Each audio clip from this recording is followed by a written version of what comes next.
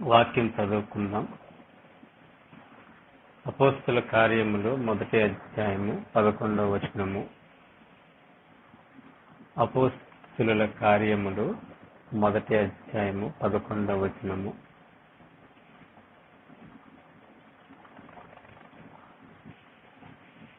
పది 11 చదువుతున్నాను.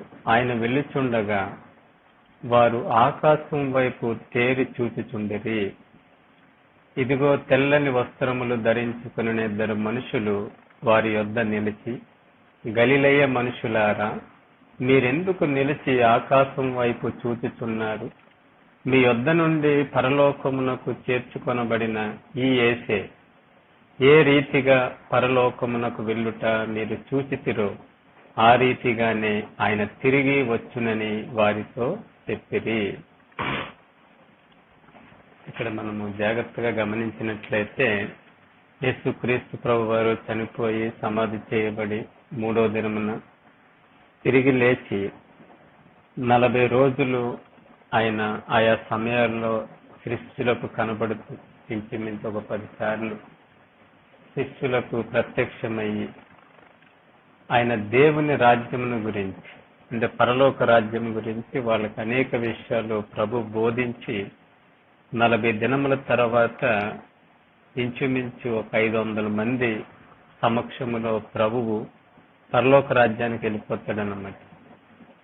అక్కడ 2 దేవదూతలు ఆ సమయంలో అక్కడ నిలుచుండి అంటున్నారన్నమాట. ప్రభు అలా పరలోక రాజ్యంలోకి వెళ్ళిపోతున్నప్పుడు ఆ గలిలియా ప్రాంతం నుండి ప్రభు అలాగా పరలోక రాజ్యానికి ఎత్తబడినప్పుడు మనుషులందరూ అలా చూస్తూ ఉండిపోతారు. ప్రభు అలాగా పరలోక రాజ్యానికి వెళ్ళిపోతారన్నమాట. అప్పుడు అక్కడ 2 మనుషులు అక్కడ నిలిచి అంటున్నారు, గలిలియా మనుషులారా, అది మీరెందుకు అలాగా ఆకాశం వైపు చూస్తూ ఉండిపోయారు? అది మీ యొద్ద నుండి పరలోక రాజ్యానికి ఎలాగైతే వెళ్ళిపోతున్నారో యేసుక్రీస్తు ప్రభువారు ఇప్పుడు ఎలాగైతే వెళ్తున్నారో తిరిగి మళ్ళీ అలాగే వస్తారు అని చెప్పి వారితోటి చెప్తారన్నమాట వాళ్ళు. అంటే దీన్ని బట్టి మనకేం అర్థం కావాలా?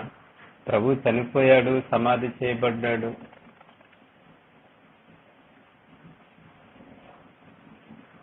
ప్రభువు చనిపోయాడు, సమాధి చేయబడ్డాడు, ఆయన తిరిగి లేచాడు, 40 దినాల శిష్యులతో ఆయన ఉన్నాడు, 10 సార్లు ప్రత్యక్షమయ్యాడు, దేవుని రాజ్య విషయాలు అనేక విషయాలు చెప్పారు, ఆయన పరలోక రాజ్యానికి వెళ్ళిపోయారు ఆయన. కానీ ఇక్కడ విషయం ఏంటంటే మళ్ళా ఈ లోకానికి రాబోతున్నారన్నమాట. దాన్నే 2వ రాకడ అంటారు.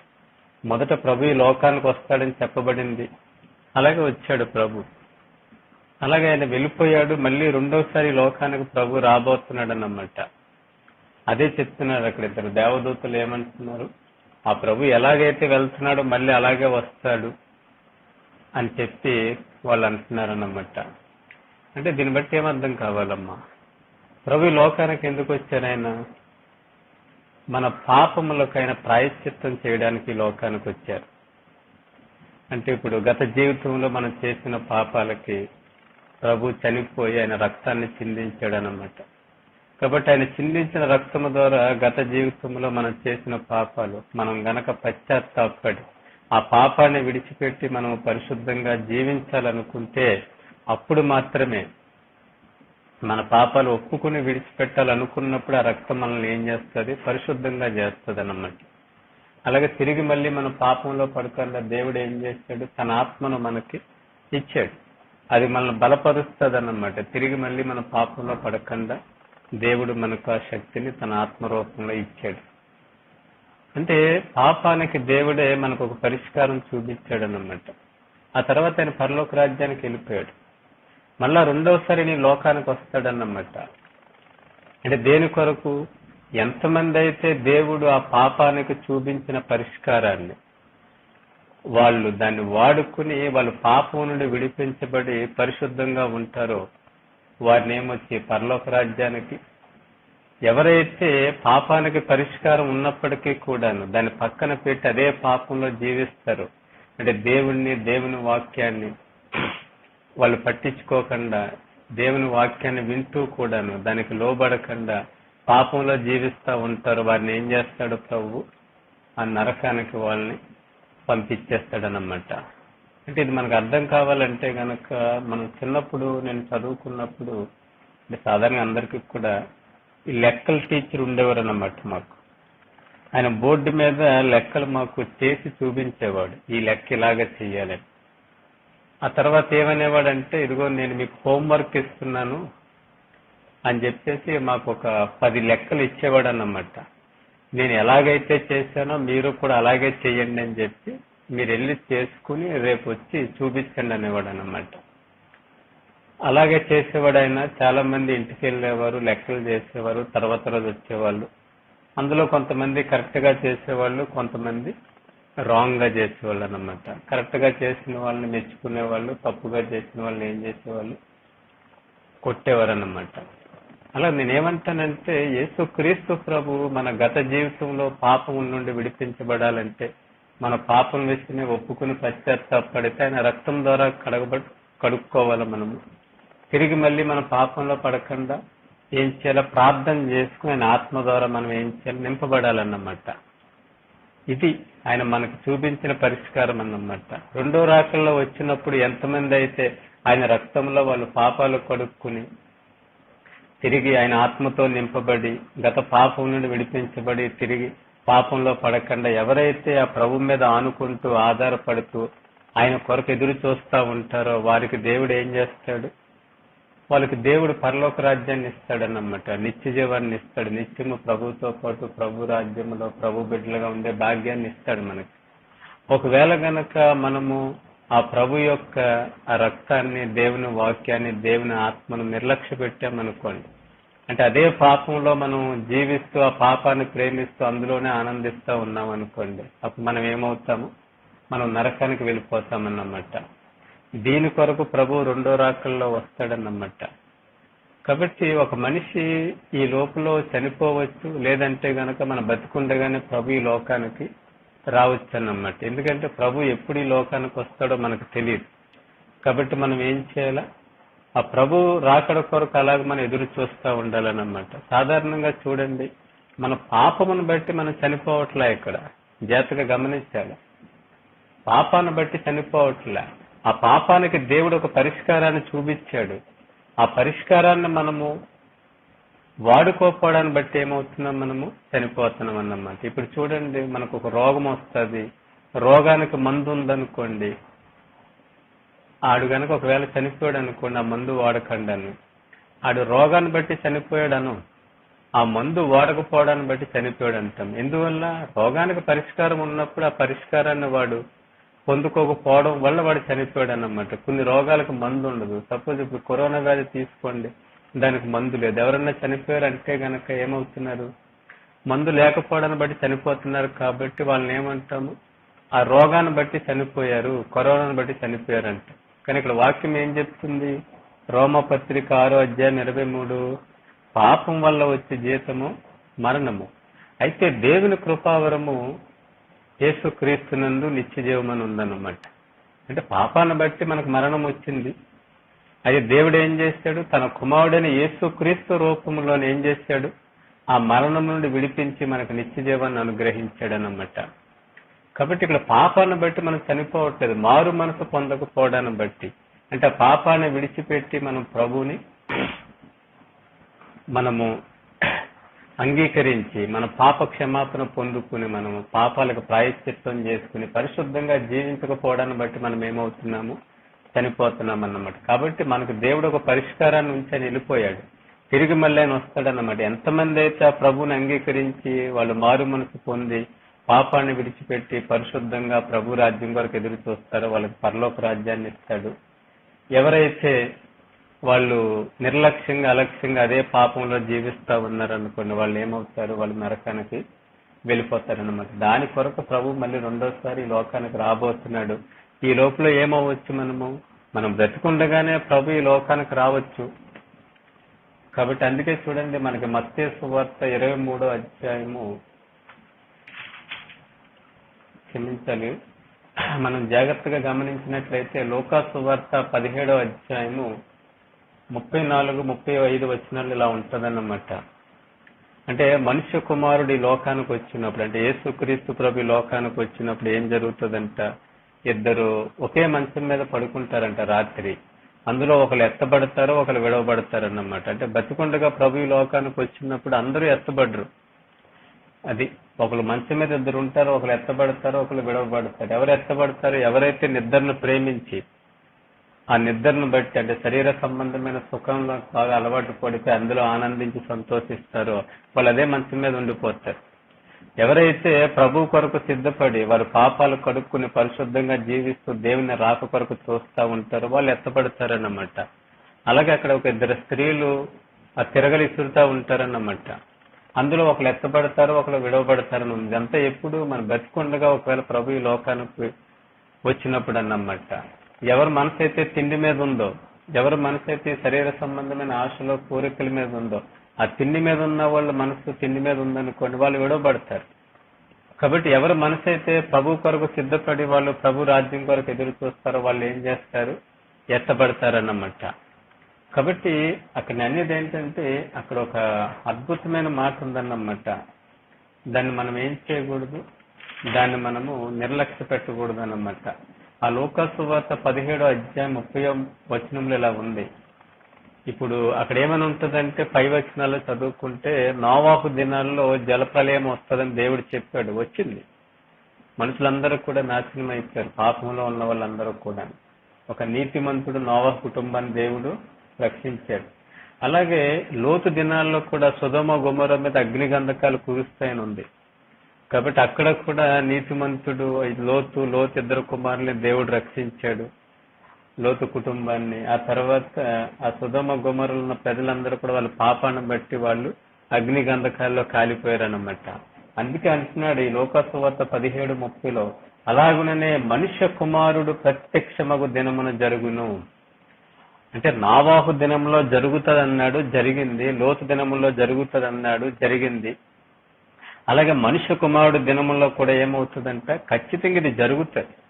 అంటే రెండో రాకల్లో ప్రభు రావడం అనేది ప్రజలందరూ కూడా ఏంటి, వాళ్ళ యొక్క పనుల్లోని శరీర సంబంధమైన లోక సంబంధమైన వాటితోటి వాళ్ళు బిజీ అయిపోవడము.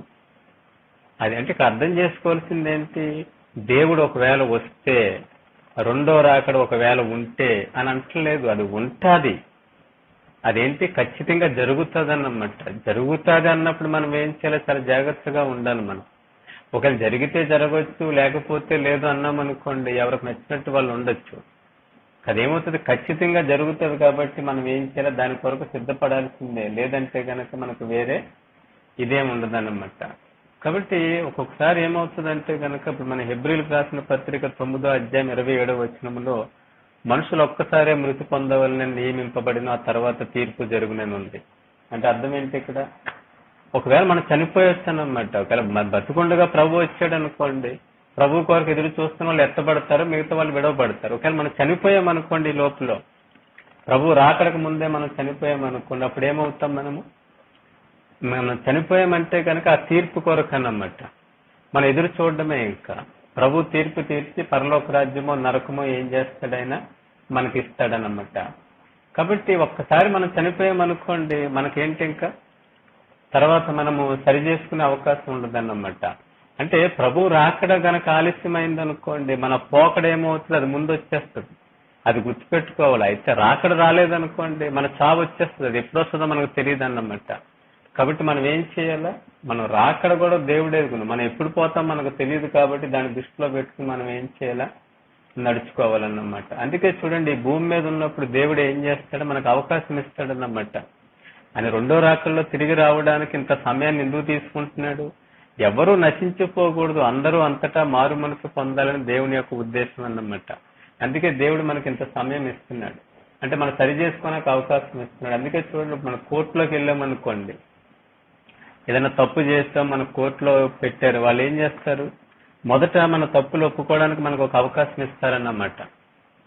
అంటే వాళ్ళు వాదోపవాదాలు జరగక ముందే, తీర్పు తీర్చక ముందే మనం ఏం చేయాలి, మనం చేసిన తప్పు మనం ఒప్పుకున్నాం అనుకోండి, మనల్ని ఏం చేస్తారు, క్షమిస్తారన్నమాట.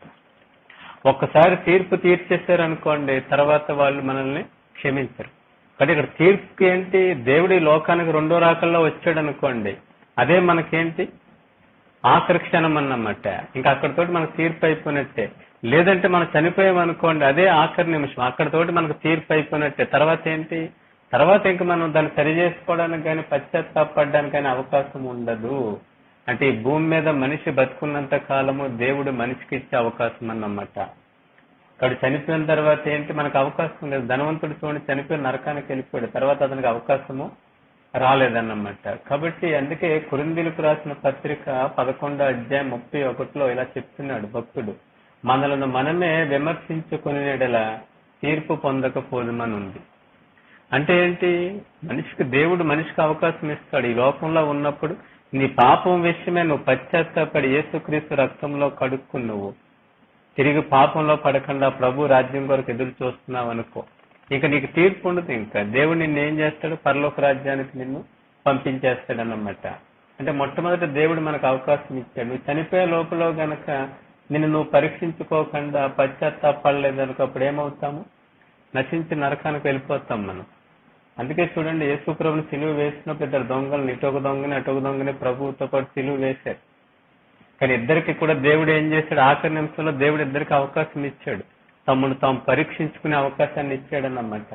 కానీ మొదటి దొంగకి ఏమవ్వలేదు, వాడు తను పరీక్షించుకోలేదు. ఇంకా వాడు శరీర సంబంధమైన లోక సంబంధమైన ఆశలతోటి కోరికలతోటి వాడిని గనక ప్రభు రక్షిస్తే వెళ్ళి ఈ లోక సంబంధమైన జీవితాన్ని ఎంజాయ్ చేద్దాం అనుకున్నాడు.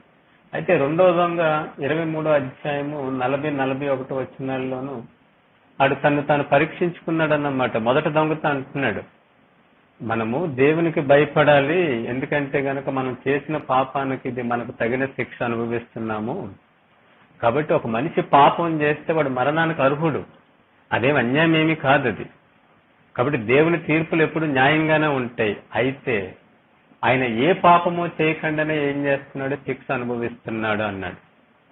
అంటే మన పాపాలకు మనం శిక్ష అనుభవిస్తున్నాము, కానీ దేవుడు ఆయన ఏ పాపమో చేయకుండా మన పాపాలను ఆయన ఏం చేస్తున్నాడు? ఆయన మోస్తున్నాడు అని తన తప్పును తాను తెలుసుకున్నాడు. తను మరణ శిక్షకు పాత్రుడని ఒప్పుకున్నాడు. ఆ తర్వాత ప్రభుతో అంటాడు ఈ మాట 23:42లో, యేసు నీవు నీ రాజ్యంలోనికి వచ్చినప్పుడు నన్ను జ్ఞాపకం చేసుకో అన్నాడు. అంటే అర్థం ఏంటి? ప్రభు ఈ లోకానికి వస్తాడు మళ్ళీ, అప్పుడు నన్ను జ్ఞాపకం చేసుకున్నాడు. ప్రభు అన్నాడు, ఇప్పుడే నువ్వు నాతో పాటు పరదేశంలో ఉంటావన్నాడు అన్నమాట. కాబట్టి ఇద్దరికి దేవుడు అవకాశం ఇచ్చాడు, వాళ్ళు పరీక్షించుకునే సరి చేసుకునే అవకాశము. అది ఒకడు ఏం చేశాడు? ఒకడు వాడుకున్నాడు, వాడు ఎత్తబడ్డాడు. రెండో వాడు ఏం చేశాడు? విడవబడ్డాడు అన్నమాట. అంటే దీన్ని బట్టి మనకు ఏమర్థం కావాలమ్మా? కాబట్టి మొదట మనకు మరణం వచ్చిందనుకోండి, అదే ఆఖరి నిమిషము. రెండో రాకడ వచ్చిన అదే మనకు ఆఖరి నిమిషం అనమాట. తర్వాత మనకి సరి చేసుకోవడానికి మార్చుకోవడానికి మనకి అవకాశము ఉండదు. కాబట్టి రెండో రాకల్లో ప్రభు వచ్చేటప్పటికి ఏంటి? మనం సరి చేసుకోవడానికి మార్పు చెందడానికి దేవుని రాజ్యం కొరకు పరుచుకోవడానికి దేవుడు ఏం చేశాడు? మనకి అవకాశం ఇచ్చాడు అన్నమాట. కాబట్టి మనం ఏం చేయాలి? దాన్ని మనం నిర్లక్ష్యంగా అలక్ష్యంగా ఆ భాగ్యాన్ని మనం ఏం చేసుకోకూడదు? పోగొట్టుకోకూడదు. ప్రతి విషయాన్ని కూడా మనము చాలా జాగ్రత్తగా మనం దేవుని విషయాలు అని చెప్పాడంటే ఖచ్చితంగా జరుగుతుంది. ఎందుకంటే దేవుడు అబద్ధం ఆడుట కానీ నరమాత్రుడు కాదు. నోవాహు దినాల్లో చెప్పిందే జరిగింది, లోతు దినాల్లో చెప్పిందే జరిగింది. పాపులందరూ కూడా నశించిపోయారు. ఒకలేమొచ్చి జలప్రలయం వల్ల, ఇంకోళ్ళు అగ్ని గంధకాల వల్ల. నీతిమంతులు మాత్రమే రక్షించబడ్డారు. మీరు చూడండి, నీతిమంతుడు ఒక్కడనే రక్షిస్తాడు దేవుడు. 100 మంది అయినా 100 మందిని రక్షిస్తాడన్నమాట. అంతేగాని పాపులు ఎంతమంది ఉన్నా సరే అంతమంది కూడా ఏమవుతారు? నాశనం అయిపోతారు. ఒక ఏరియాలో ఇంకా నీతిమంతులు లేడనుకోండి, ఆ ఏరియా మొత్తం ఏమవుతుంది? పోతుంది అన్నమాట. దీన్ని బట్టి మనం ఏం చేయాలమ్మా? మనం పాపుల జాబితాలోకి వస్తున్నామా, నీతిమంతుల జాబితాలోకి వస్తున్నామా అనేది ఎప్పటికప్పుడు మనం ఏం చేసుకోవాలా? జాగ్రత్తగా చూసుకోవాలన్నమాట. సరే, ఇక్కడ మనం ఒకసారి పాత నిబంధనలోను మనము గనక ఆమోసు గ్రంథానికి వెళ్దాము. పాత నిబంధనలోను ఒక్కసారి మనం అందరం కూడా ఆమోసు గ్రంథాన్ని చూద్దాము. 5వ అధ్యాయము. ఆమోసు గ్రంథము 5వ అధ్యాయము.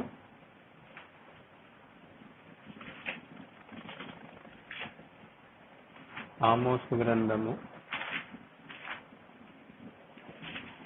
5వ అధ్యాయము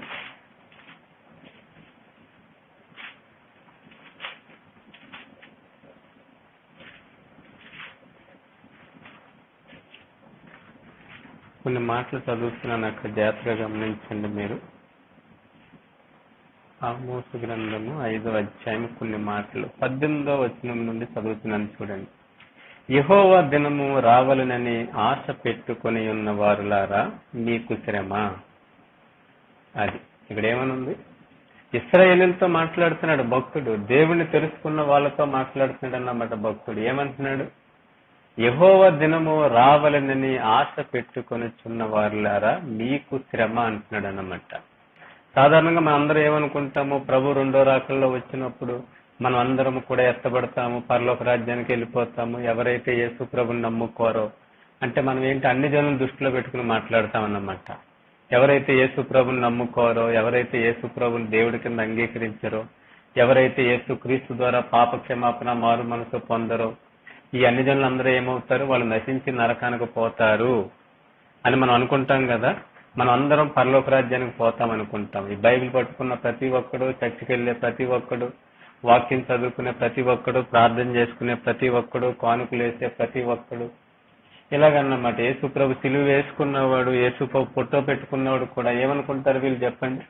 మా అందరం కూడా పరలోక రాజ్యానికి పోతాం. అదిగో అన్ని జనులు ఉన్నారు చూడండి, వాళ్ళు ప్రభువుని అంగీకరించారు, వాళ్ళు ఏమవుతారు? వాళ్ళు నరకానికి పోతారు అంటున్నాడు. కానీ దేవుడు ఇక్కడ ఎవరితో చెప్తున్నాడు ఈ మాట? అన్ని జనులతో కాదు, అందరితో కాదు, ఇశ్రాయేలీయులతో చెప్తున్నాడు అన్నమాట దేవుడు ఈ మాట. ఏమంటున్నాడు?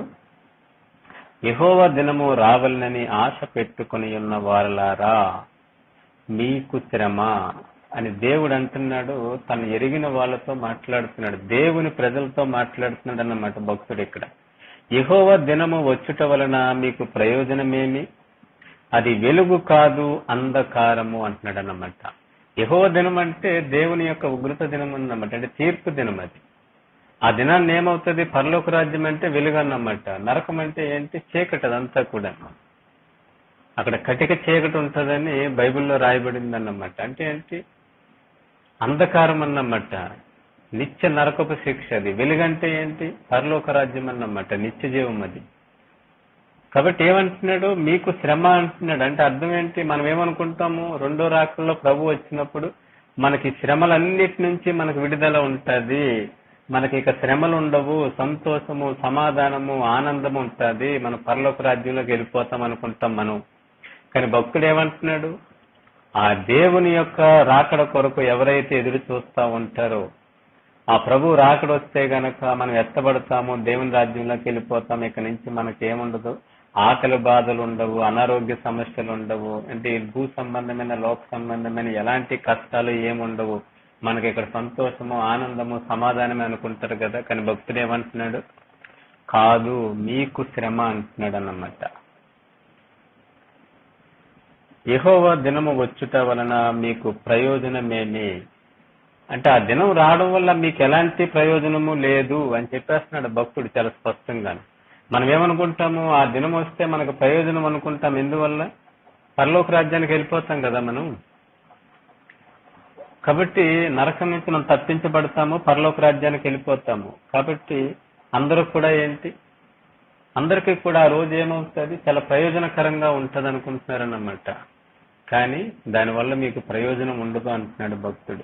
అది వెలుగు కాదు అంధకారం అంటున్నాడు. అంటే మీరెవ్వరూ కూడా పరలోక రాజ్యానికి, మీరెవ్వరూ కూడా దేవుని రాజ్యానికి కాదు, ఆ నిత్య నరకపు శిక్షలోకి వెళ్ళిపోతారు. మండుచున్న అగ్నిగుండంలో మీరు పాలు పొందుతారు. ధనవంతుడు ఎలాగైతే ఆ పాతాళంలో యాతన పడుతున్నాడో అలాగే కూడా మీకు ఏముంటది? శ్రమలుంటాయి, వేదనలుంటాయి, కష్టాలు ఉంటాయి, ఒక అంధకారంలోకి మీరు వెళ్ళిపోతారు. కాబట్టి ఎప్పటికీ అది మీకు ప్రయోజనకరము కాదు.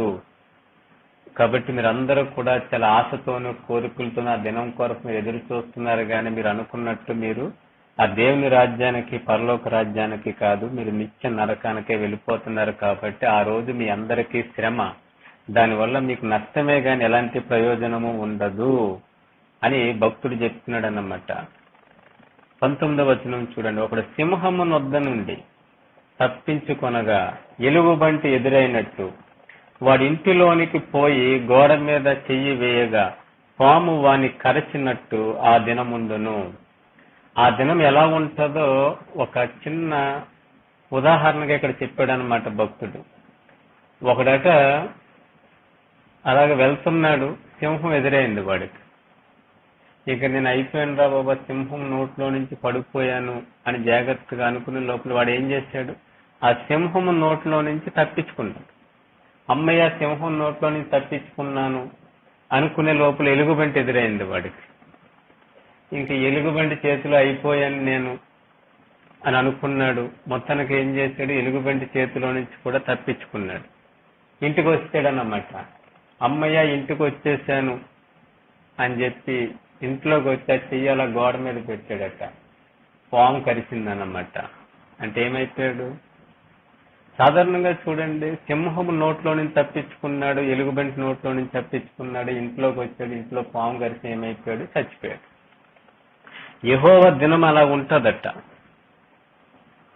అంటే దీన్ని బట్టి ఏమర్థం కావాలి మనము, ఒక మనిషి చాలా తెలివిగాను సింహం నోట్లో నుంచి తప్పించుకున్నాడు, ఎలుగుబంటి నోట్లో నుంచి తప్పించుకున్నాడు, కానీ చివరికి ఇంట్లోకి వచ్చాడు, పాము కరిచి ఏమైపోయాడు, చనిపోయాడు అన్నమాట. ఇక్కడ దీన్ని బట్టి ఏమర్థం కావాలమ్మా, ఈ లోకములో మనిషికి ఏముండదు, నీతి ఉండదు, నిజాయితీ ఉండదు మనిషికి. వాడు పాపంలో జీవిస్తూ ఉంటాడు అన్నమాట. అన్యాయంగా ఏం చేస్తూ ఉంటాడు, అన్యాయంగా సంపాదిస్తూ ఉంటాడు. దేవుని అంటే భయం ఉండదు, మనుషులంటే భయం ఉండదు. ఇది పాపం అని తెలుస్తూ ఉంటది, నీతి కాదని తెలుస్తూ ఉంటది, అన్యాయం అని తెలుస్తూ ఉంటది. అయినా కానీ ఏం చేస్తారట, మనుషులు ఈ లోకములో అలాగే జీవిస్తూ ఉంటారు. కాబట్టి అందుకే చూడండి, సాధారణంగా చూడండి, లంచాలు తీసుకుంటూ ఉంటారు, సాధారణంగా మోసాలు చేస్తూ ఉంటారు, సాధారణంగా అన్యాయాలు చేస్తూ ఉంటారు. వీళ్ళెవ్వరికి కూడా చట్టం ఏం చేయదు, చట్టము చేత వీళ్ళు శిక్షించబడరు. కారణం ఏంటి, డబ్బులు ఇచ్చి ఏం చేస్తారు, మేనేజ్ చేసేస్తారన్నమాట. ఇప్పుడు ప్రతిదానికి చూడండి, ప్రపంచం అంతా ఏంటి చెప్పండి, లంచమే. నువ్వు ఎంత ఘోరమైన చేసినా గాని నీ దగ్గర గనక డబ్బులు ఉన్నాయంటే గనక నువ్వేం చేస్తావు, ఒక అబద్ధ సాక్ష్యాలు చెప్పించడం ద్వారాను, లేదా మనుషులకు డబ్బులు ఇవ్వడం ద్వారాను ఈ లోకములో మనిషి అన్యాయం చేస్తాడు, ఈ లోకములో మనిషి అక్రమం చేస్తాడు, ఈ లోకములో మనిషి తాను చేయగలిగిన మోసాలన్నీ చేస్తాడు, కానీ తప్పించుకుంటాడు అన్నమాట. అక్కడ అర్థం అదే, సింహం నుంచి తప్పించుకున్నాడు, ఎలుగుబంటి నుంచి తప్పించుకున్నాడు. అంటే ఈ లోకంలో మనిషి ఏం చేస్తాడు, వాడు పాపంలోనే జీవిస్తూ ఉంటాడు, వాడు అన్యాయంగా ఏం చేస్తాడు, అక్రమాలు చేస్తూ ఉంటాడు అన్నమాట. ఇప్పుడు మనం చూడండి, ఈ ప్రపంచం అంతా కూడా దోచుకోవడమే. ఎవడన్నా ఉన్నవాడు లేనివాడు దగ్గర దోచుకోవడము. కాబట్టి లంచాలు తీసుకోవడము, మోసం చేయడము. అయితే అమాయకులు ఉంటారు, అభాగ్యులు ఉంటారు, వాళ్ళందరికీ కూడా ఏంటి, చివరికి నష్టపోయేది వాళ్ళే అన్నమాట. ఉన్నవాడు అవుతా ఉంటాడు, లేనోళ్ళు అవుతా ఉంటారు. వాళ్ళకి ఎంత అన్యాయం జరిగినా కానీ పోలీస్ కేసులు ఉండవు, ఏమీ ఉండవు. దేన్నైనా సరే వాడు డబ్బులు ఇచ్చో ఏదో ఒక రూపంలో ఏం చేస్తాడు, వాటన్నిటి నుండి కూడా మనిషి తప్పించుకుంటాడు. అంటే ఈ లోకంలో కూడా మనకు కోర్టు ఉంటుంది, పోలీసులు ఉంటారు, ఇక్కడ కూడా మనకి నేరాలు ఉంటాయి, శిక్షలు ఉంటాయి. కానీ వీటన్నిటి నుంచి కూడా ఏమవుతారు, మనుషులు తప్పించుకుంటారన్నమాట. ఎవరికేమైంది, సింహం నోట్లో నుంచి తప్పించుకున్నాడు, అలాగే ఎలుగుబంటి నోట్లో నుంచి కూడా తప్పించుకున్నాడు అన్నమాట. తప్పించుకుని ఏం చేశాడు, తప్పించుకుని ఇంట్లోకి వచ్చాడు అన్నమాట. ఇంట్లోకి వచ్చి అమ్మయ్య అనుకున్నాడు, పాము ఏం చేసింది, పాము కాటేసింది అన్నమాట.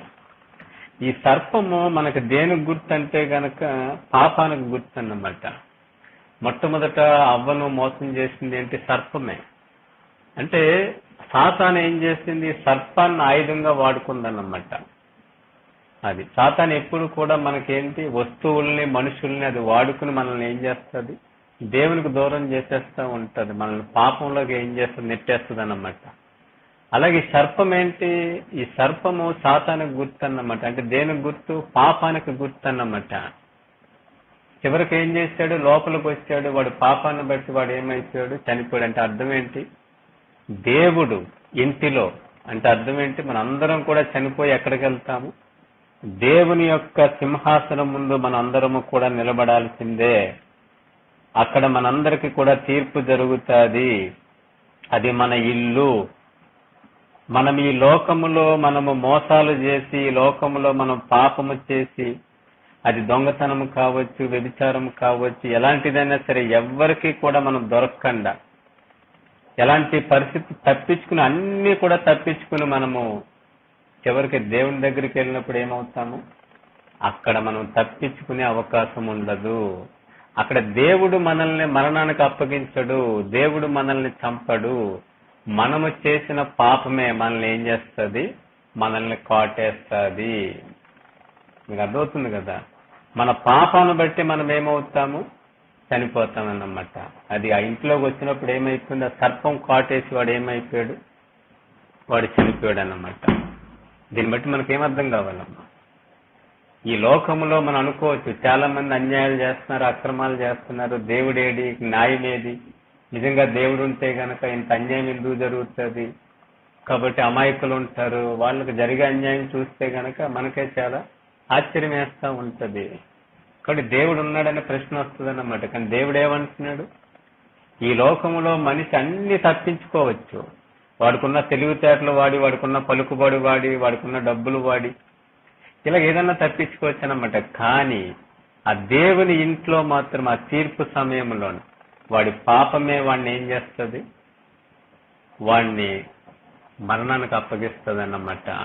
ఎవరికి ఏమైపోడు? దేవుని దినం అలా ఉంటదంట.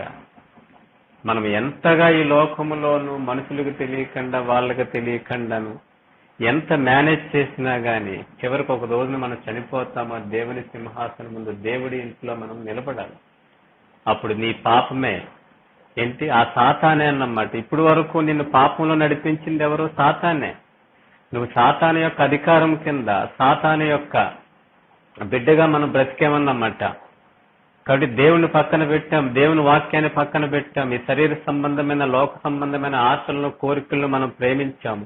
దేవుని బిడ్డగా బ్రతికే అవకాశం దేవుడు మనకి ఇస్తే కనుక ఆయన పక్కన పెట్టి సాతాను బిడ్డగా బ్రతకడానికి మనం ఏమయ్యాము?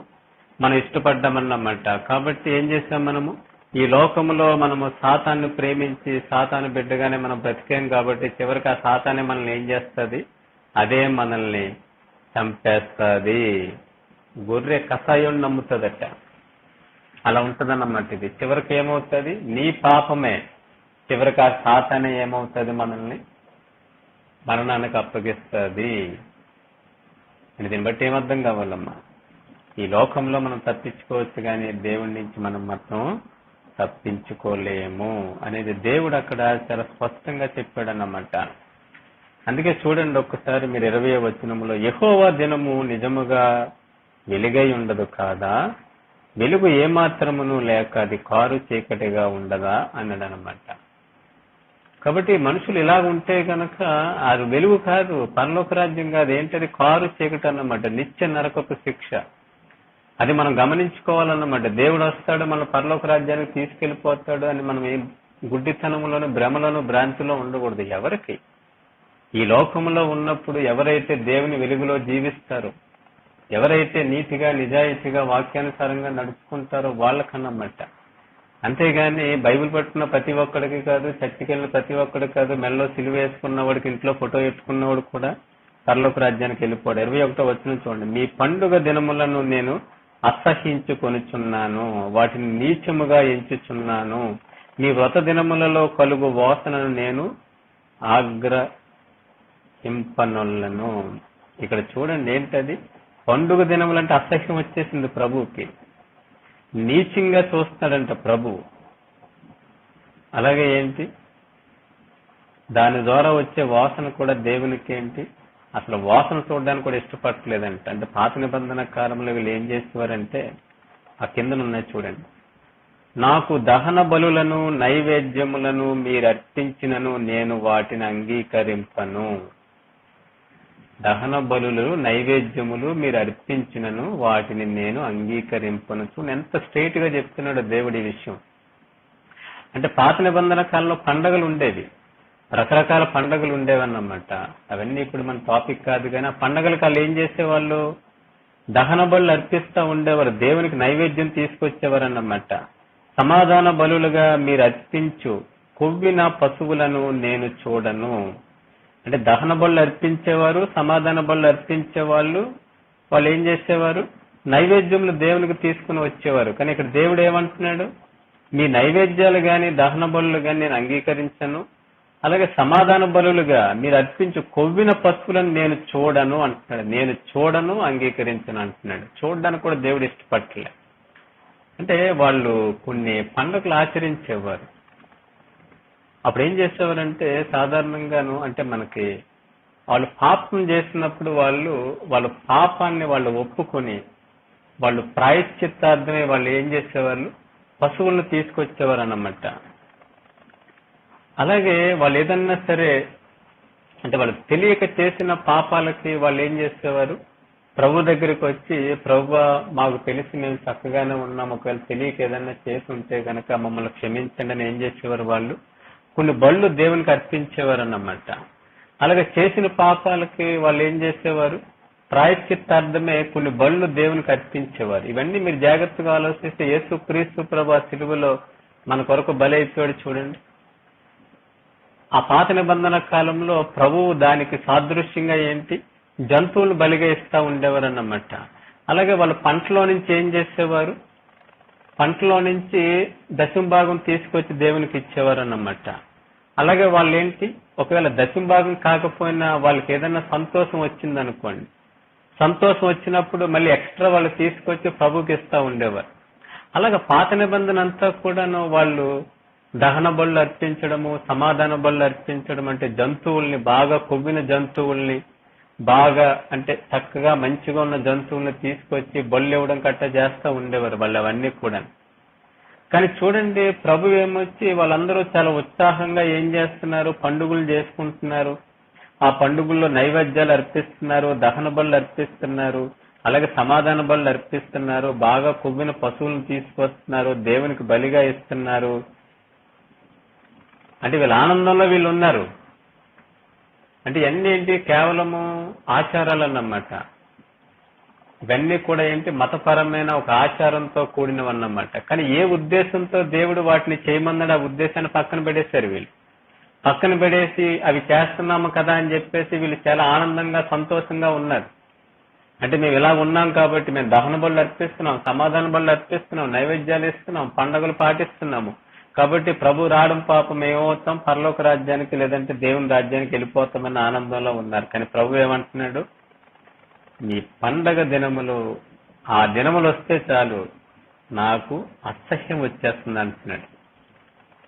అంటే ఏ దినాలైతే ప్రభుకు సంతోషం ఇచ్చినాయి ఆ దినాలు ఏమైపోయినాయి, ఇప్పుడు అసహ్యం అయిపోయినాయి అన్నమాట. అలాగే నీచంగా కనిపిస్తున్నాయి ఆ దినాల్లో. కాబట్టి వాళ్ళు తీసుకొచ్చే ఆ పశువులను గాని, వాళ్ళు తీసుకొచ్చే నైవేద్యాలు గాని ఏది కూడా ఏంటి, ప్రభు వాటిని చూడడానికి ఇష్టపడలేదు, వాటిని అంగీకరించట్లేదు. కానీ ప్రజలు ఏమనుకుంటున్నారు, ప్రజలు మనం చాలా గొప్పగా ఉన్నాము, పండగలు ఆచరించేస్తున్నాం, నైవేద్యాలు ఇచ్చేస్తున్నాం, ప్రభుకేమొచ్చి పశువులను బలిగా ఇచ్చేస్తున్నాము, ఆ కొవ్వుగా బాగా కొవ్విన దూడలను ఏం చేస్తున్నారు, వాళ్ళు దహిస్తున్నారన్నమాట. దహించినప్పుడు ఆ వాసన ప్రభువుకు చాలా సంతోషాన్ని ఇస్తుంది అని చెప్పేసి వీళ్ళు ఒక భ్రమలోను భ్రాంతిలోనూ ఉంటున్నారు. కానీ దేవుడు ఏమంటున్నాడు, ఈ పండుగలంటే అసహ్యం అంటున్నాడు, ఈ పండుగలన్నీ నాకు చాలా నీచంగా ప్రభు చూస్తున్నాడు. అలాగే వాసన కూడా ప్రభు చూడడానికి ఇష్టపడట్లేదు. వాళ్ళు తీసుకొచ్చిన ఆ కొవ్విన పశువులను కూడా ప్రభు చూడట్లేదు, నైవేద్యాలు కూడా ప్రభు అంగీకరించట్లేదు. 23వ వచనం, మీ పాటల ధ్వని నా యొద్ద నుండి తొలగనీయుడి, మీకు మీ పాటలకు నమస్కారం అంటున్నాడు. కానీ సక్సెస్లో చూడండి, ఎక్కడన్నా పాటలు పాడతాను, అదొక ఆనందంలోను అదొక ఇమోషనల్ గా మనుషులు ఏం చేస్తా ఉంటారు, అది ఒక లోపల ఒక రకమైన ఇమోషనల్ రియాక్షన్స్ వచ్చేస్తాయి అన్నమాట. ఇంకా అదేదో వీళ్ళు దేవునికి ఎంతో సంతోషంగా ఉన్నట్టు. కొన్ని చర్చిల్లో అయితే గనక ఎగిరి గంతులు వేసేస్తా ఉంటారు, కొన్ని చర్చిల్లో డ్యాన్సులు వేసేస్తా ఉంటారు. కానీ ప్రభు ఏమంటున్నాడు, దయచేసి మీ పాటల ధ్వని నా యొద్ద నుండి తొలగనీయుడి, మీకు మీ పాటలకు నమస్కారం రా బాబు, సైలెంట్ గా ఉండండి అంటున్నాడు. తర్వాత ఏంటి, మీ స్వర మండలముల నాదము వినుట నాకు మనసు లేదు. మ్యూజిక్ అన్నమాట, వాయిద్యాలు. ఇప్పుడు చర్చెస్ లో చూడండి, పాట ఎలా ఉన్నా కానీ మ్యూజిక్ మాత్రము చాలా విపరీతమైన మ్యూజిక్ వచ్చేస్తా ఉంటది.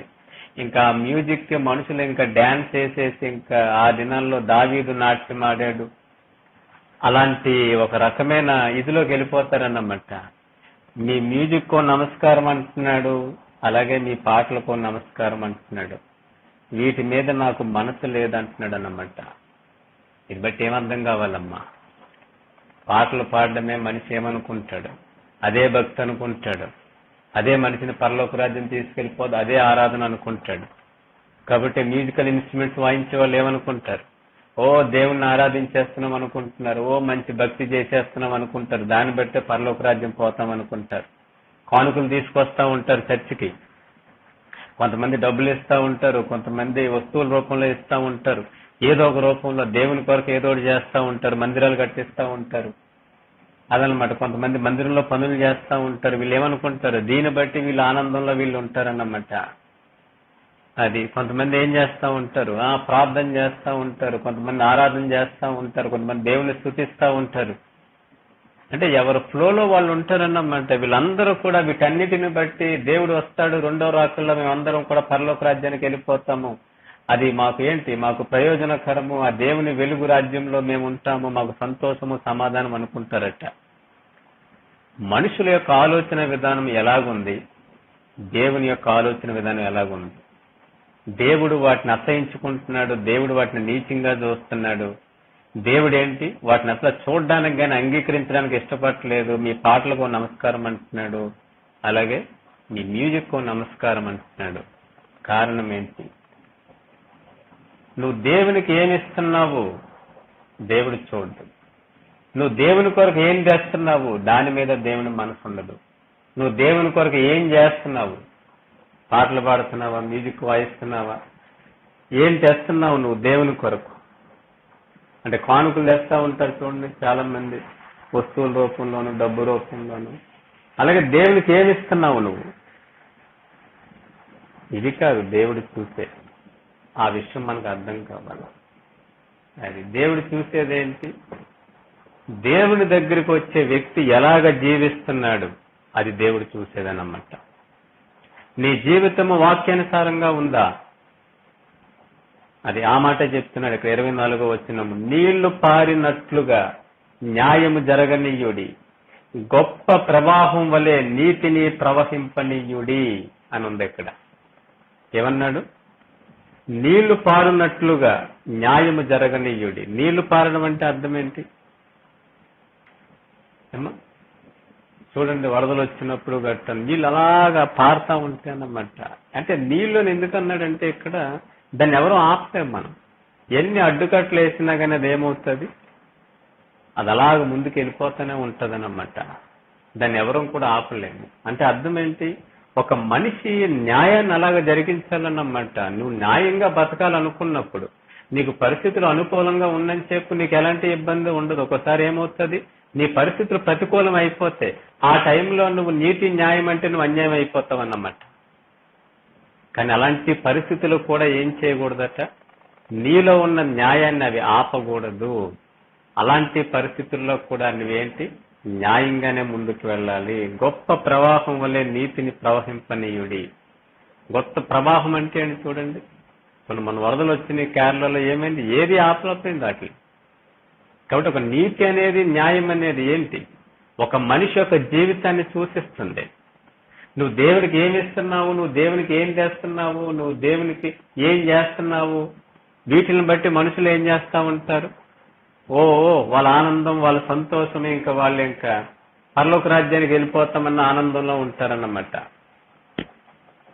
అది చాలా మంది చూడండి, ఇప్పుడు వాళ్ళు ఇచ్చే కానుకలను బట్టి, వాళ్ళు తీసుకొచ్చే వస్తువులను బట్టి, అలాగే వాళ్ళు చేస్తున్న కార్యాలను బట్టి, అంటే మందిరంలో పనులు కావచ్చు, లేదంటే వాక్యాన్ని ప్రకటించడం కావచ్చు, లేదంటే పాటలు పాడడం కావచ్చు, సంగీతాలు వాయించడం కావచ్చు.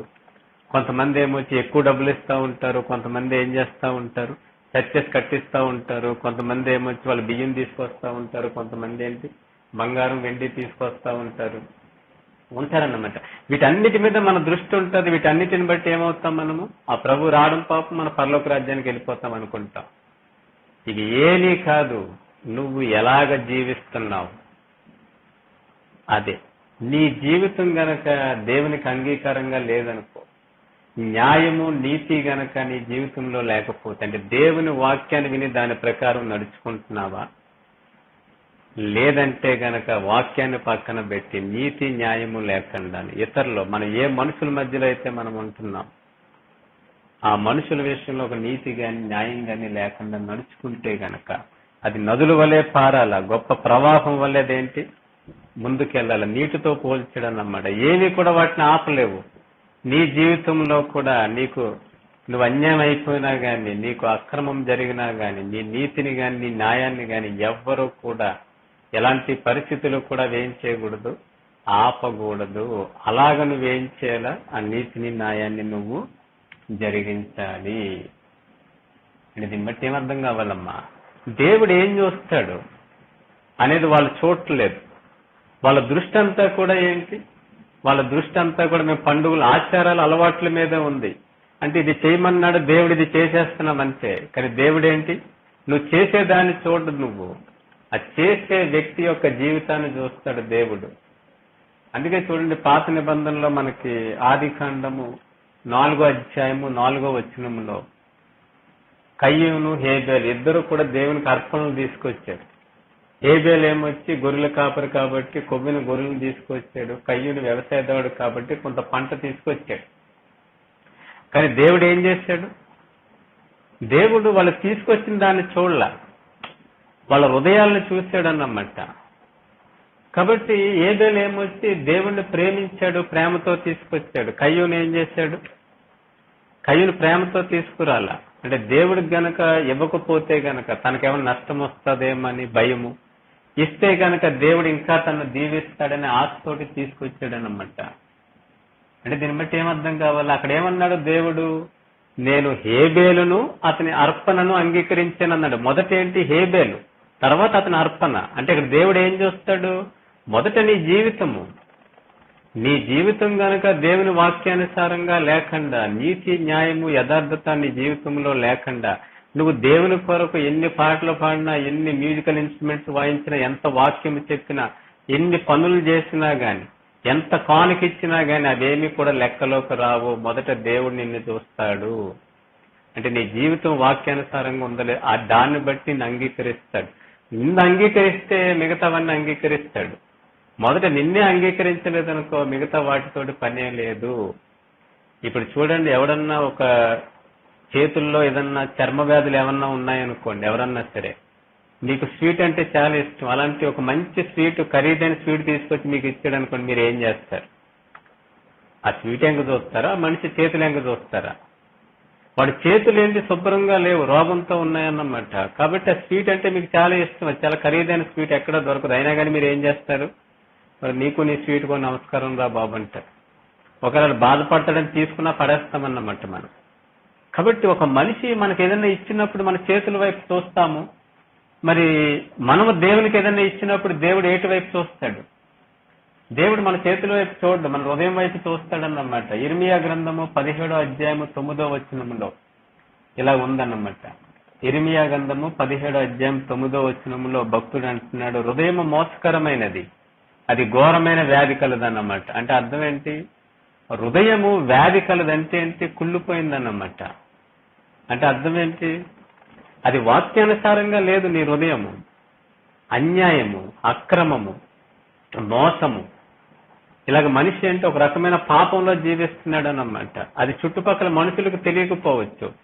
వాడి హృదయంలో పాపం ఉంది. దాన్ని ఏం చెప్తున్నాడు భక్తుడు? ఘోరమైన వ్యాధి కలది. కానీ మనం ఏమనుకుంటాము? నేను బాగానే ఉన్నాను అనుకుంటాం. అందుకే ఏమన్నాడు? హృదయం మోసకరమైంది. మన హృదయం మనల్నే మోసం చేస్తుంది. ఎప్పుడు ఎదుటోడు తప్పు తప్పు తప్పు తప్పు తప్పు అంటాం గాని మన తప్పు ఎంతవరకు ఉందో ఎప్పుడు కూడా మనం గ్రహించాం. అంటే అర్థం ఏంటి? మనం బాగానే ఉన్నాం అనుకుంటున్నాం. అంటే అర్థం ఏంటి? మన హృదయం మనల్ని ఏం చేస్తుంది? మోసము చేస్తుంది. 10వ వచనంలో ఉంది, దీనిని గ్రహించగలవాడెవడు? మనుషుడెవ్వడు దాన్ని గ్రహించలేడు, కానీ యెహోవా హృదయములను పరిశీలించిననుంది అక్కడ ఆ 9-10 వచనాల్లో. అంటే దేవుడు హృదయాలను పరిశీలిస్తాడన్నమాట. నువ్వు ఏమి ఇస్తున్నావు, నువ్వు ఏం తెస్తున్నావు, నువ్వేం చేస్తున్నావు కాదు, ఆ వచ్చే వ్యక్తి యొక్క హృదయం ఎలాగుంది, అది వాక్యానుసారంగా వాడు పరిశుద్ధంగా పవిత్రంగా ఉన్నాడా, వాక్యాన్ని పక్కన పెట్టి వాడు అన్యాయంగా నీతి నిజాయితీ లేకుండా జీవిస్తున్నాడా, అనేది దేవుడు ఏం చేస్తాడు? ఆ హృదయాన్ని దేవుడు పరిశీలిస్తాడు. హేబేలు కయ్యూను వచ్చినప్పుడు దేవుడు ఏం చేశాడు? వాళ్ళ హృదయాలను దేవుడు చూశాడు. హేబేలు ఏమొచ్చి దేవుని పట్ల ప్రేమతో కానుక తీసుకొచ్చాడు. కయ్యూను ఏంటి? దేవుని పట్ల ప్రేమ లేదు అతనికి. తన హృదయంలో ఏంటి? దేవుని పట్ల ప్రేమ లేదన్నమాట. అది కాబట్టి ఏం చేశాడు? కొంత తీసుకొచ్చాడు అన్నమాట. అంటే మనుషులు దేవుని వాక్యానికి లోబడి ఆ వాక్యానుసారంగా వాళ్ళు జీవిస్తూ వాళ్ళు ఏం తీసుకొచ్చినా కానీ దేవుడు ఏంటి? యాక్సెప్ట్ చేస్తాడు. అందుకే మొదట హేబేలు అన్నాడు, తర్వాత అతను అర్పణ అన్నాడు. కయ్యూన్ని దేవుడు పక్కన పెట్టాడు, అర్పణ కూడా పక్కన పెట్టాడు అన్నమాట. కాబట్టి మీరందరూ ఏమనుకుంటున్నారంటే యెహోవా దినము మాకు ప్రయోజనకరము, ఆ దినాన్ని మేము ప్రభు రాజ్యంలో ఉంటాము అని మీరు చాలా ఆనందంగా చూస్తున్నారు. కానీ మీరు అందరికీ శ్రమలో వస్తే మీరందరూ పరలోక రాజ్యానికి నరకానికి వెళ్ళిపోతారు. కారణం ఏంటి? మేము అవి చేస్తున్నాం ఇవి చేస్తున్నామనే ఆనందము సంతోషంలో ఉన్నారు. కానీ మీరు నిజానికి మీరు చేసే విధానం ఏంటి? అది వాక్యానుసారంగా లేదు. మీ జీవితాల్లో న్యాయం లేదు, మీ జీవితాల్లో నీతి లేదు. ప్రతి మనిషి కూడా ఏం చేస్తాడు? తన అవసరాన్ని బట్టి, తన ఆశలను బట్టి, తన కోరికలను బట్టి మనుషులకు అన్యాయం జరిగినా పర్లేదు, ఆ నీతి నియమాలు లేకుండా మనుషులు ఏం చేస్తున్నారు? ఎవరికి నచ్చినట్టు వాడు జీవిస్తున్నాడు అన్నమాట. కాబట్టి ఇలాంటి పరిస్థితుల్లో మీరు ఉన్నారు. కాబట్టి మీరు సింహం నుండి తప్పించుకోవచ్చు, ఎలుగుబంటిని తప్పించుకోవచ్చు, కానీ ఇంట్లో ఏమవుతారు మీరు? మీ పాపమే చివరికి ఏం చేస్తుంది మిమ్మల్ని? చూడండి, పాపం పండిపోయింది, వాడు పోయాడు అంటారన్నమాట. అంటే అర్థమేంటి? చివరికి ప్రభువు కాదు, ఆ పాపమే మనల్ని ఏం చేస్తుంది? నాశనం చేస్తుంది అన్నమాట.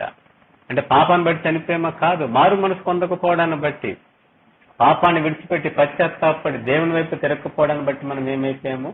మనం చనిపోయామన్నమాట. అందుకే చూడండి, మీరు జాగ్రత్తగా ఆలోచిస్తే గనక ఆత్మ సంబంధమైన జీవితము, మతపరమైన జీవితము రెండు ఒకే రకంగా ఉంటాయి. అంటే ఒక దొంగ నోటుకి ఒరిజినల్ నోటుకి ఎంత తేడా ఉంటుంది? రెండింటికి అంతే తేడా ఉంటుంది. మీరు జాగ్రత్తగా గమనించండి, దొంగ నోటు అలాగే ఒరిజినల్ నోటు ఒక 500 రూపీస్ తీసుకుని రెండు ఒకేలాగా ఉంటాయి. అందుకే మనం మోసపోతాం. ఎక్కడో చిన్న తేడా ఉంటుంది.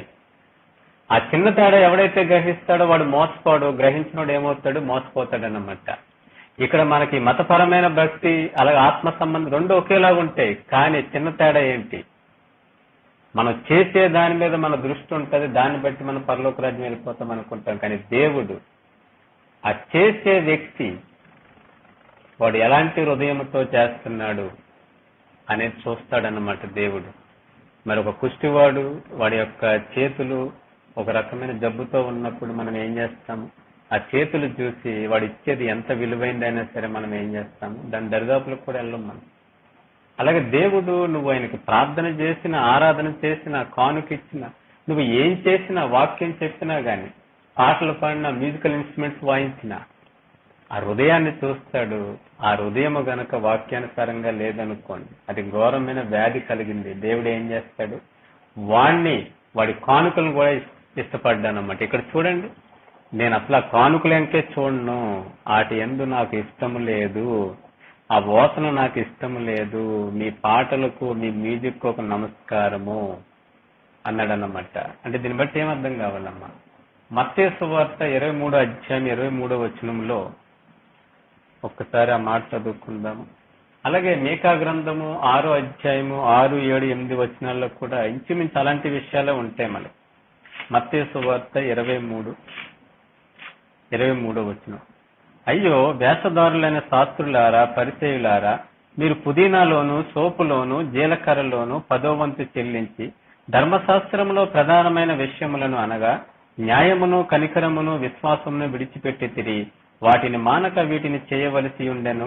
అందులైన మార్గదర్శకులారా, దోమ లేకుండాన్నట్లు వడియగట్టి ఒంటిని మింగువారు మీరే. ఇక్కడ ఏం చెప్తున్నారంటే వీళ్ళు సోపులోను, పుదీనాలోను, జీలకర్రలో 10వ వంతు మీరు ఇవ్వాలి. అదే భక్తిని నేర్పించారు ప్రజలకు వీళ్ళు. కానీ యేసుప్రభు ఏమంటున్నాడు? సరే, ధర్మశాస్త్రం ప్రకారం 10వ వంతు ఇవ్వాలా, తప్పేమీ లేదు. పుదీనా, సోపు, జీలకర్రలో ఇవ్వాలా. కానీ అంతకంటే ప్రధానమైన విషయాలు ఏమున్నాయి? న్యాయము, కనికరము, విశ్వాసము. వీటిని వదిలేశారట మనుషులు. అంటే ఏంటి? ఒక వాక్యానుసారమైన జీవితాన్ని పక్కన పెట్టారు. అది ఏం చేస్తున్నారు? వీళ్ళ కష్టార్జితంలో 10వ వంతు దేవునికి ఇస్తున్నారు.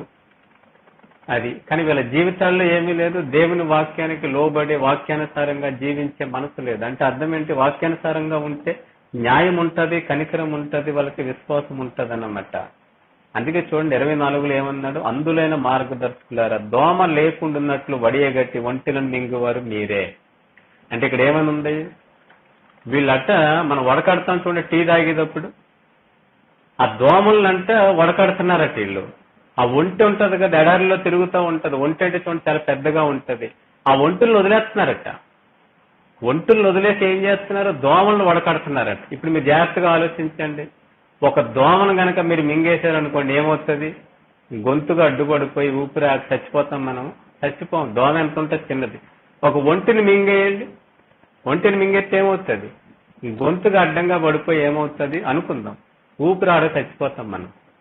అది వెనక్కి వెళ్దు కాబట్టి గొంతుకు అడ్డంగా ఉండి ఊపిరాడక చచ్చిపోతాం. అంటే ఇప్పుడు ఏం చేస్తున్నారట? ఈ 10వ వంతు ఈ కానుకలు ఇవ్వడాలు, ఈ పాటలు పాడడాలు, లేదంటే వాయిద్యాలు వాయించడాలు, దేవుని యొక్క వాక్యాన్ని చెప్పడాలు, దేవుని మందిరంలో పనులు చేయడాలు, ఇవల్లగా మనం చాలా వస్తాయి ఇందులోకి అన్ని కూడా. ఇవన్నీ ఏంటి? దోమలు లాంటివి అన్నమాట. అది ఒంట్లంటే ఏంటి? దేవుని వాక్యాన్ని చదువుకోవాలి, న్యాయం ఉండాలి, నీతి ఉండాలి, వాక్యానుసారమైన జీవితం ఉండాలన్నమాట. అది లేకపోవడాన్ని బట్టి మనం ఏమవుతాం? చనిపోతాం. అవి ఒంటులతో సమానం. కాబట్టి మిగతావన్నీ కూడా ఏంటి? దోమలతో సమానం అన్నమాట. ఒక దోమ మింగినా కానీ పెద్దగా వచ్చిన నష్టం ఏమీ లేదు. వాటి వల్ల ప్రాణాలు ఏం పోవు. అది ఏమవుతుంది? కడుపులోకి వెళ్ళిపోతుంది. అక్కడికి వెళ్ళిపోయింది, దాన్ని చచ్చిపోద్ది అన్నమాట. దీన్ని బట్టి మనకి ఏమర్థం కావాలి? దేవుడు మనిషిని ప్రేమించాడు కాబట్టి సత్యాన్ని చెప్పాడు. ఎవరైతే దేవుణ్ణి ప్రేమించి మనుషుల్ని ప్రేమిస్తారో సేవకులు కూడా సత్యాన్ని చెప్తారన్నమాట. ఎవడైతే తన స్వార్థాన్ని ప్రేమించుకుంటాడో, అంటే దేవుని బిడ్డల ద్వారా వాళ్ళు మేలు పొందాలనుకుంటారో, వాళ్ళు ఏం చేస్తారు? ఎప్పుడును ఆ కానుకలు ఇవ్వండి, ఈ కానుకలు ఇవ్వండి, మందిరాలు అవి చేయండి, ఇవి చేయండి అంటే వాళ్ళకి ఏదైతే ప్రయోజనకరమో అవే చెప్తారు. ప్రజలు అదే భక్తి అనుకుంటారు. చివరికి అవే చేసి ఏమవుతారు? నరకానికి పోతారు. కానీ ఒక విశ్వాసుని ప్రేమించిన వాడు, దేవుని ప్రేమించిన వాడు ఏం చేస్తాడు? వాడికి ఏది మేలు అదే చెప్తాడు. వాడు కానుకలు ఇస్తారా ఎవరనేది వాళ్ళ ఇష్టం అన్నమాట. అది అందుకే ప్రభు మనల్ని ప్రేమించాడు కాబట్టి ఏం చేశాడు? ప్రభు ఆ సత్యాన్ని మనకి చెప్పాడు అన్నమాట. దీన్ని బట్టి మనకేమర్థం కావాలమ్మా? దీన్ని బట్టి మనకేమర్థం కావాలా? ప్రతి విషయాన్ని కూడా మనం ఏం చేయాలా? వాక్యం ఏం చెప్తుంది అనే విషయాన్ని మనము జాగ్రత్తగా గమనించాలి. అందుకే మనకి సమూయేలు మొదటి గ్రంథము 15వ అధ్యాయము 22వ వచనంలో ఉంటది. దేవుడు గురించి అక్కడ రాస్తున్నాడు అన్నమాట. తాను సెలవిచ్చిన ఆజ్ఞను ఒకడు గైకొనుట వలన యెహోవా సంతోషించినట్టు దహన బలులను అర్పించడం వలన సంతోషించిన ఆలోచించము. బలులు అర్పించట కంటే ఆజ్ఞను గైకొనుటయు, పొట్టేళ్లకు అర్పించట కంటే మాట వినుటయు శ్రేష్టము. అంటే మొదట ఏంటి? మొదట నీ జీవితము వాక్యానుసారంగా ఉందా లేదా అంతే లెక్క. తర్వాత మిగతావన్నీ దహన బలులు కట్టివన్నీ కూడా ఏంటి? అది నీ సంతోషం కొరకు నువ్వు చేస్తావు కాబట్టి దేవుడు నీ సంతోషం కొరకు యాక్సెప్ట్ చేస్తాడు. కానీ దేవుని సంతోషపరిచేది ఏంటి? అవి కాదు. దేవుని సంతోషపరిచేది నువ్వు దేవుని వాక్యానుసారంగా నడుచుకుంటే దేవుని సంతోషం ఇస్తుంది అన్నమాట. నువ్వు దేవుని సంతోషపరచకుండా నీ సంతోషం కొరకు నువ్వేం చేసినా గాని అవేమీ కూడా నీ పాపం నుండి విడిపించలేవు. చివరి ఉగ్రత దినమున అవి నిన్ను రక్షించలేవు. ప్రార్థన చేసుకుందాం. ప్రేమగల తండ్రి, పరిశుద్ధుడైన దేవ, నీకు వందనాలు, స్తోత్రాలు. క్షమించండి, గుడ్డితనం నుండి విడిపించండి, సత్యాన్ని గ్రహించగలుగుటకు, లోబడగలుగుటకు ప్రభువా మాకు సంతోషం ఇచ్చేది మేము చేస్తున్నాము, అది మీకు సంతోషం అనుకుంటున్నాము కాదని సెలవిచ్చారు. ఏదైతే మీకు సంతోషాన్ని ఇస్తుందో ఆ విషయాన్ని మాకు చెప్పారు. మీకు సంతోషాన్ని ఇచ్చా మీ మాట విని దాని ప్రకారం నడుచుకునే కృప మాకు దయచేయమని యేసు నామమున ప్రార్థించాం తండ్రి. ఆమేన్.